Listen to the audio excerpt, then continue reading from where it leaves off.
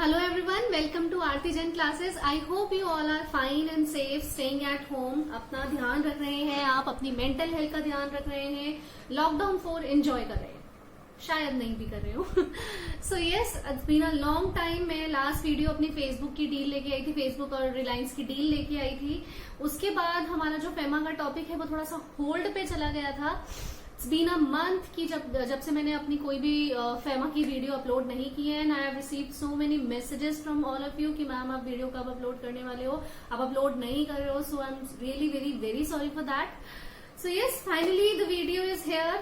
FEMA का जो हम कैपिटल अकाउंट ट्रांजेक्शन पढ़ रहे थे उसका 5th part, capital account transaction, obviously capital account transaction का 5th पार्ट. सो यस, थोड़ा सा ब्रशन अप कर देती हूँ सो दैट आप लोगों को ध्यान रहे, आप लोगों को वापस बैक उन वीडियोस पे ना जाना पड़े. Okay, so yes, we were discussing about FEMA. FEMA के हमने 5 पिलर डिस्कस किए थे. मैं उनको 5 पिलर बोलती हूँ, फेमा को समझने के लिए इजी रहता है. Those 5 pillars are capital account transaction, current account transaction, PRI, PROI and authorise person. आप लोगों को अगर ये 5 पिलर समझने हैं तो आप मेरी प्रीवियस वीडियोस चेक कर सकते हैं, मैंने बहुत डिटेल में समझाया है. So far we have discussed about PRI and PROI. FEMA says which is not PRI that automatically becomes PROI, which is not capital account transaction that automatically becomes current account transaction. तो अभी हम discuss कर रहे हैं हमारी last videos जो चल रही है कैपिटल अकाउंट ट्रांजेक्शन्स के लिए. तो कैपिटल अकाउंट ट्रांजेक्शन्स में भी अगर आप देखोगे तो इसके 5 पार्ट्स में ये फर्दर डिवाइडेड है. Capital account transaction which is means, includes exceptions, prohibition and permissible capital account transaction for PRI and for PROI. कुछ काम ऐसे हैं जो आपको अलाउड है PRI और कुछ काम ऐसे हैं जो PROI आपको अलाउड है. सो यस, अभी तक हमने मीन्स डिस्कस कर लिया, इंक्लूड डिस्कस कर लिया, exception and prohibition we have already covered. So ये सब चीजें हमने डिस्कस कर ली हैं. कैपिटल अकाउंट ट्रांजेक्शन में हमारा ये पार्ट बचा है अभी, permissible for PRI and PROI. So today we are going to discuss about this part. इसके बाद हमारा कैपिटल अकाउंट ट्रांजेक्शन पूरा समाप्त हो जाएगा. जी हाँ, कैपिटल अकाउंट ट्रांजेक्शन हमारा खत्म हो जाएगा. उसके बाद जो कैपिटल अकाउंट ट्रांजेक्शन नहीं बचती है that automatically becomes current account transaction. थोड़ा सा अगर मैं इसमें भी फ्रेशन अप करूं आपको तो कैपिटल अकाउंट ट्रांजेक्शन मीन्स मैंने ऐसा बताया था, इसका एक पूरा चार्ट बताया था जो अगर आप अपने प्रीवियस वीडियोस मेरी देखी हो तो, कि अगर भाई पीआरआई आउटसाइड इंडिया अपनी कोई ट्रांजैक्शन करता है जिसकी वजह से उसकी एसेट्स एंड लायबिलिटीज पे फर्क पड़ता है, इंक्रीज या डिक्रीज होती है, तो वो कैपिटल अकाउंट ट्रांजेक्शन मानी जाएगी. ऐसे ही पीआरओआई अगर इंडिया में अपना कोई ऐसा काम करता है जिसकी वजह से उसकी एसेट्स एंड लायबिलिटीज डिक्रीज या इंक्रीज होती है तो वो भी कैपिटल अकाउंट ट्रांजेक्शन मानी जाएगी. ये तो हुआ capital account transaction means. Includes में there is a specified list. हमें कुछ नहीं करना है, हमारा काम बच गया है. फेमा ने अपने आप में एक लिस्ट बना के दे दी है लंबी सी. आपको वो लिस्ट देखो, अगर आपका जो काम है, जो आपने ट्रांजेक्शन किया है उस लिस्ट का पार्ट बन रहा है तो that automatically becomes capital account transaction. उसमें आपको ज्यादा दिमाग लगाना ही नहीं है कि भाई हमारी एसेट्स एंड लायबिलिटीज बढ़ रही है कि नहीं बढ़ रही है. सो यस, वहां पे एक लिस्ट थी, वो भी हम लोगों ने डिस्कस की थी. उसके कुछ पॉइंट्स थे, that also we have discussed. इसके बाद कैपिटल अकाउंट ट्रांजेक्शन की कुछ एक्सेप्शंस थी. अगर आपने ये काम किया है तो ठीक है, हम आपके इस ट्रांजेक्शन को, इस काम को कैपिटल अकाउंट ट्रांजेक्शन नहीं मानेंगे. उसके बाद हमने प्रोहिबिशन के बारे में डिस्कस किया था कि पीआरओआई, सुनो पीआरओआई, आप तो बाहर के बंदे हो, आप तो इंडिया में आके ये काम कर ही नहीं सकते हो. हम इंडिया के चोरों से परेशान हैं, हम उनको नहीं पकड़ पा रहे हैं. अगर आप यहाँ आके ये सो काम करोगे तो हमारे लिए और ज्यादा मुश्किल हो जाएगा. तो there is a specific list, specific prohibition list जो पीआरओआई के लिए स्पेसिफाइड है कि वो काम तो आप कर ही नहीं सकते हो. एक चीज और, एक टिप मैं आपको देती हूँ, ये जो प्रोहिबिशन है ना, ये आपको जगह जगह मिलेगी फेमा में. At every single step you will find these prohibition in FEMA. Because prohibition इसलिए है क्योंकि फेमा एक कनिंग एक्ट है. मैंने जैसे आपको पहले भी बताया था, इंडिया इतनी ज्यादा डाइवर्सिफाइड कंट्री है, इतनी ज्यादा कल्चरल डिफरेंस है, लोगों के थिंकिंग प्रोसेस में इतना डिफरेंस है, और इंडिया इतनी लार्ज पॉपुलेशन की कंट्री है कि इंडिया में ही लोगों को संभालना मुश्किल हो रहा है. तो तो कुछ स्पेसिफिक काम, कुछ स्पेसिफिक ट्रांजेक्शन अगर बाहर के लोगों को भी करने के लिए परमिशन दे दी तो उनको मैनेज करना बहुत मुश्किल हो जाएगा। आप देखते ही हो कितनी सारी न्यूज हैं, कितनी सारी वीडियोस हैं। अब अगर आप यूट्यूब पे देखोगे तो फ्रॉड से भरी पड़ी है कि स्कैम कितने सारे हुए हैं, चाहे वो फेमा का हो, चाहे वो आपका कंपनीज एक्ट का हो, चाहे वो आपका मनी लॉन्ड्रिंग का हो। तो ऐसे ऐसे काम अगर इंडिया के बाहर के लोगों को भी अलाउड कर दिया तो हम मर जाएंगे। इसलिए फेमा ने जगह जगह पे प्रोहिबिशन लिस्ट दी है कि भाई चाहे आप क्या PRI हो, चाहे आप PROI हो, ये काम हम आपको नहीं करने देंगे। So yes, prohibition list भी we have already discovered in the previous videos कि PROI आप तो ये काम करना ही मत। Now we are going to discuss about permissible limit कि आप क्या काम कर सकते हो। Finally मैं क्या कर सकती हूँ, मैं क्या काम ऐसा करूंगी, मेरी कौन सी ट्रांजेक्शन कैपिटल अकाउंट ट्रांजेक्शन कहलाएगी। मैं मतलब PRI के लिए भी है और PROI के लिए। मैं अभी के लिए मैं PRI बन जाती हूँ, फिर मैं रोल प्ले करके PROI भी बन जाऊंगी। सो यस, अभी के लिए let's say I am a PRI। तो PRI is very curious to know कि मैं ऐसे कौन से काम करूंगी, ऐसी कौन से ट्रांजेक्शन करूंगी कि वो कैपिटल अकाउंट ट्रांजेक्शन कहलाए। Let us begin. Okay, so these are my notes जो मैंने अपने स्टूडेंट्स के लिए बनाए थे। So basically I teach this subject to CS executive student. EBCL उनका एक सब्जेक्ट है, economic business and commercial law. तो उनके लिए मैंने ये नोट्स बना रखे हैं।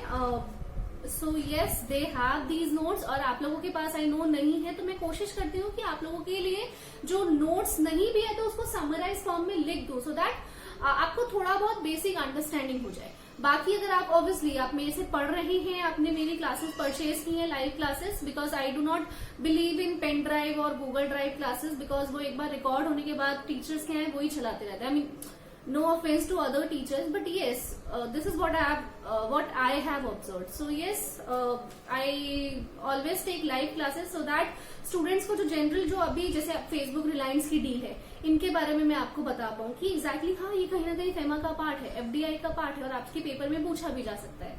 या फिर आपका जो ICSI में चेंजेस आ रहे हैं उनके साथ आपको आपको पढ़ा सकूं, आपको नॉलेज दे सकूं कि भाई देखो ये चेंजेस आए हैं। So I do not believe in pen drive और Google classes, so I generally take live classes. तो जिन्होंने मेरे से लाइव क्लासेस ले रहे हैं या जिन्होंने मुझसे परचेज करी हुई है, obviously they have these notes. So let us begin with permissible capital account transaction for PRI। PRI ऐसा क्या काम करेगा? मेरे केस में अभी मैं PRI हूं, मैं ऐसा क्या काम करूं कि जो मेरी ट्रांजैक्शन है वो कैपिटल अकाउंट ट्रांजैक्शन कहलाए। तो पहला इन्होंने बोला investment in foreign securities. Investment in foreign securities. I am a company secretary by profession, I am a teacher by profession, I am a writer, I am a soft skill trainer। तो मेरे पास समझ लो अभी जितना भी मेरा 7 years का और 6 years का जितना भी मेरा एक्सपीरियंस है उसके बेसिस पे I have a good corpus of amount. So मैंने क्या सोचा कि मैं चलो फॉरेन सिक्योरिटीज में इन्वेस्ट करती हूँ। इंडियन सिक्योरिटी अभी इंडियन मार्केट तो चलो डाउन है, लेट्स से अभी पेंडेमिक वगैरह नहीं है, इन सबसे हटके सोचते हैं कि चलो अभी फॉरेन मार्केट काफी अच्छी है, मैं बाहर के शेयर्स में इन्वेस्ट करती हूँ। तो investment in foreign securities will be considered as capital account transaction. अगर मैं फॉरेन सिक्योरिटीज में इन्वेस्टमेंट कर रही हूँ तो ये by default capital account transaction माना जाएगा। मैं से मतलब PRI। ये आपका बहुत डिटेल में है ODI चैप्टर में, which is overseas direct investment, वहां पे भी बहुत डिस्कस करेंगे, बहुत डिटेल में डिस्कस करेंगे। Second point is foreign currency loan raised in India and abroad. Let's say मैं बिजनेस में हूं और मैं लोन रेज कर रही हूं, मैं अपने बिजनेस को बाहर एक्सपेंड करना चाहती हूं। तो बाहर अगर मैं बिजनेस एक्सपेंड करना चाहती हूं, वहां पे अगर मुझे अपना कुछ ऑफिस वगैरह खोलना है या कुछ सामान खरीदना है तो मुझे फॉरेक्स की जरूरत पड़ेगी और उस फॉरेक्स के लिए I have raised a loan. तो foreign currency loan raised in India and abroad, either in India और इन अब्रॉड। ध्यान से सुनना, ईदर इन इंडिया, इंडिया में आप लोन ले रहे हो उसकी बात नहीं कर रहे, ध्यान से। इंडिया में लोन लेना is not a capital account transaction. India में फॉरेन करेंसी का loan capital account transaction. India में पीआरआई में मतलब मैंने फॉरेन करेंसी में लोन लिया है तो it will be considered as capital account transaction. तो foreign currency loan raised in India और abroad will be considered as capital account transaction. The third point is transfer of immovable property outside India. Transfer of immovable property outside India, obviously it will be termed as capital account transaction. FEMA कहता है क्यों भाई India के इतने सारे लोग आपको नहीं मिलेगा अपनी प्रॉपर्टी बेचने के लिए, सेल करने के लिए, ट्रांसफर करने के लिए, आपको आउटसाइड इंडिया करना है। ऑब्वियसली आपका कंसर्न क्या है? मनी कंसर्न है। तो this transaction would be known as capital account transaction. Guarantee is issued by PRI in favor of PROI. Let's say मेरा कोई फ्रेंड या फिर मेरे कोई करीबी रिश्तेदार या कोई भी या फिर मेरे स्पाउस लेट्स से वो बाहर रह रही हैं या फिर मेरा फ्रेंड कोई बाहर रह रहा है या रह रही है या कोई मेरे रिलेटिव बाहर रह रहे हैं और उनके फेवर में मैं गारंटी इशू कर रही हूँ। Guarantee issued by PRI in favour of PROI. उन सो एंड सो पर्सन के लिए मैं गारंटी इशू कर रही हूँ। गारंटी आप लोगों को शायद थोड़ा बहुत पता होगा कि भाई अगर बाय चांस उसने डिफॉल्ट किया तो I am there to support him और हर कि मैं उनके बिहाफ पे पेमेंट करूंगी। सो यस, अगर आप इतनी बड़ी गारंटी ले रहे हो, कल को वो पर्सन डिफॉल्ट कर गया तो इंडिया का फॉरेक्स जाएगा बाहर। तो this transaction will be known as capital account transaction. FEMA कहता है इंडिया का पैसा जाएगा, हम जाने तो देंगे लेकिन कंडीशन हमारी होगी, हम इसको कैपिटल अकाउंट ट्रांजेक्शन मानेंगे। और कैपिटल अकाउंट ट्रांजेक्शन आते ही बॉस मैंने आपको क्या समझाया था? आरबीआई से परमिशन लेनी पड़ेगी क्योंकि कैपिटल अकाउंट ट्रांजेक्शन के लिए रूल्स एंड रेगुलेशंस बनाने की पावर आरबीआई के पास है। Next is export, import and holding of currency. आप करेंसी एक्सपोर्ट, इंपोर्ट या होल्ड कर रहे हो तो that will also be termed as capital account transaction. Loan and overdraft, basically borrowing by PRI from PROI. मैं पीआरआई हूं, मैंने पीआरओआई से लोन लिया है। एक हमने ऊपर पॉइंट पढ़ा था, foreign currency loan raised in India and abroad. मतलब एक हमने फॉरेन करेंसी में लोन लिया था through banking channel, through legalize channel, वो तो उसकी बात कर रहा था। यहाँ पे बोला जा रहा है लोन एंड ओवरड्राफ्ट, और भी पढ़ सकते हो उसको, लोन और ओवरड्राफ्ट बाय पीआरआई फ्रॉम पीआरओआई। मतलब मैंने उस पर्सन से लोन लिया है, राइट? किसमें? फॉरेन करेंसी में। तो this transaction will also be termed as capital account transaction. Maintenance of foreign currency account in India और आउटसाइड इंडिया। सी, ये आपके बहुत तरीके के अकाउंट है, ये एक इम्पोर्टेंट पॉइंट है। एक तो क्या ये 5 पिलर में कंफ्यूजन होती है जब हम प्रैक्टिकल सिनेरियो डिस्कस करते हैं या प्रैक्टिकल केसेस डिस्कस करते हैं। और एक सबसे बड़ी डिस्कस आती है, प्रॉब्लम आती है अकाउंट्स में कि इतने सारे अकाउंट्स होते हैं, NRE account, REFC account, NRO account, ये समझ में नहीं आता है कि कौन सा अकाउंट किस चीज के लिए। सो आई हैव मेड एक पर्टिकुलर डायग्राम जो मैं आपको उसको समझाऊंगी अभी जब आगे आने वाले टाइम में कि एग्जैक्टली ये है क्या।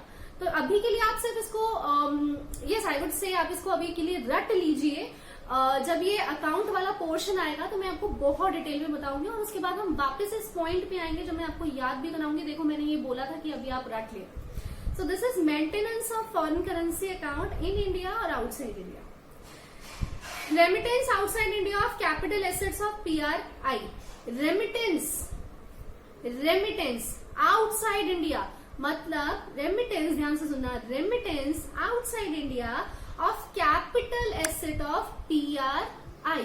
PRI का कोई कैपिटल एसेट था, उसका जो रेमिटेंस आया है वो आप क्या कर रहे हो? बाहर भेज रहे हो, राइट? तो this transaction will also be termed as capital account transaction. So PRI के लिए हमने ये सारी चीजें पढ़ी हैं कि ये ट्रांजेक्शन जो है कैपिटल अकाउंट ट्रांजेक्शन मानी जाएगी। जल्दी से प्रश्न अप करते हैं।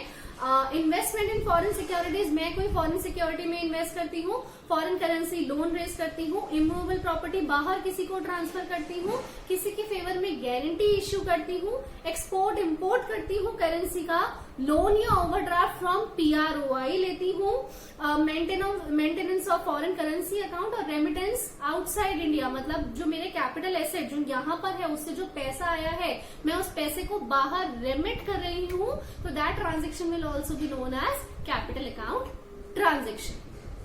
Permissible capital account transaction for PRI, मतलब PRI आप ये सब काम कर सकते हो, लेकिन आपको परमिशन लेनी पड़ेगी किससे? RBI से, क्योंकि जैसे ही वो कैपिटल अकाउंट ट्रांजेक्शन की हम बात करते हैं वहां पर RBI के पास पावर है रूल्स एंड रेगुलेशंस बनाने की। अब जल्दी से डिस्कस कर लेते हैं permissible capital account transaction for PROI।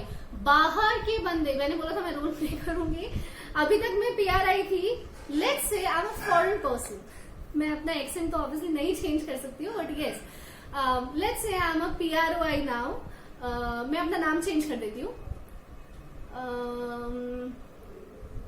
क्या लिखूं? एंजेलिना, ओके ठीक है, miss Angelina, I am a PROI।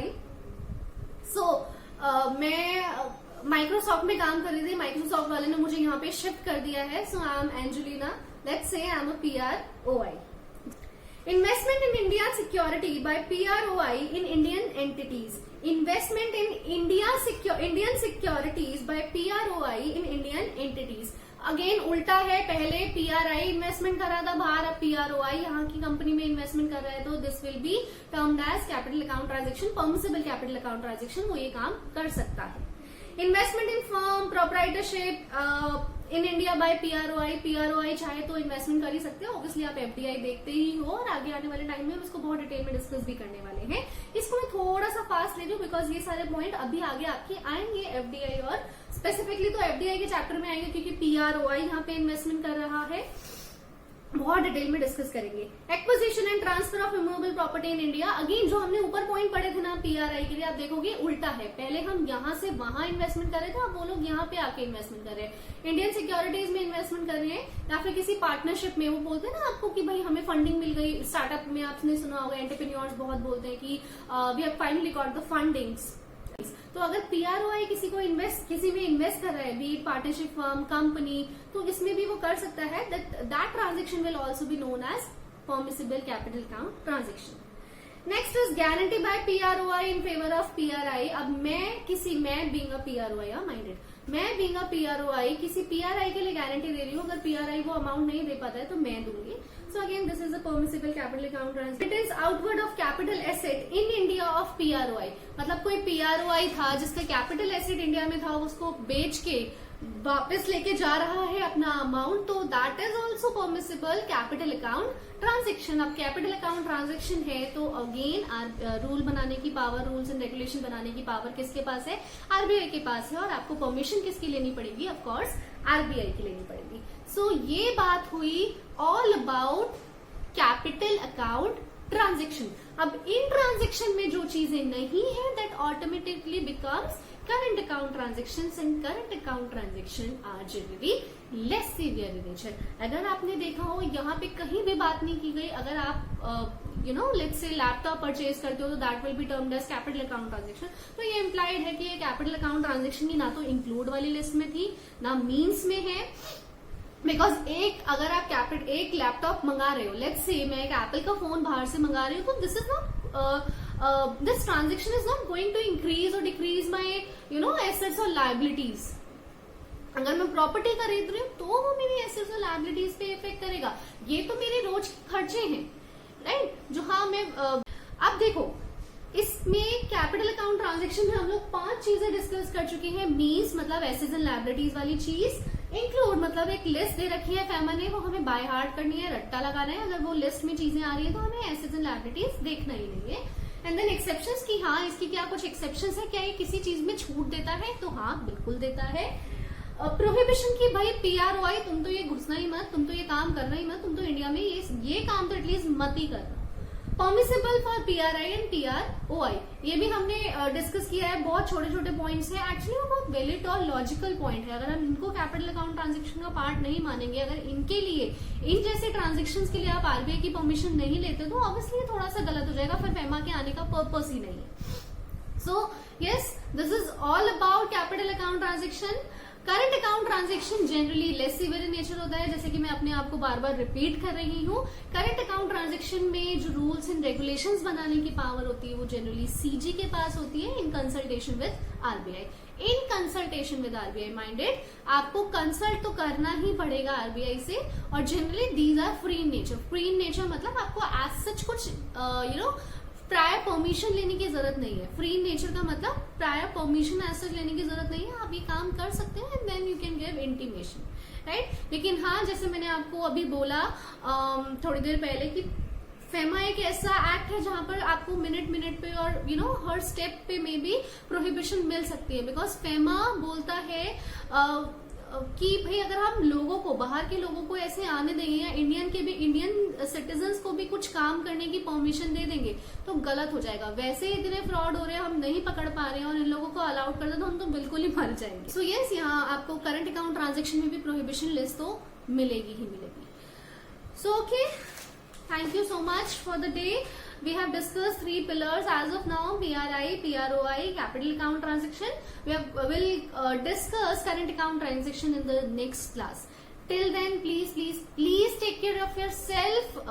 Enjoy a lot. ठीक है, पढ़ो, थोड़ा बहुत पढ़ भी लेना, 1-2 घंटे मेरी वीडियो जरूर देख लेना प्लीज, और एंजॉय करो। अपनी मेंटल पीस का स्पेसिफिकली ध्यान रखो, मेंटल हेल्थ का ध्यान रखो, और खुश रहो, आबाद रहो। Thank you so much, bye.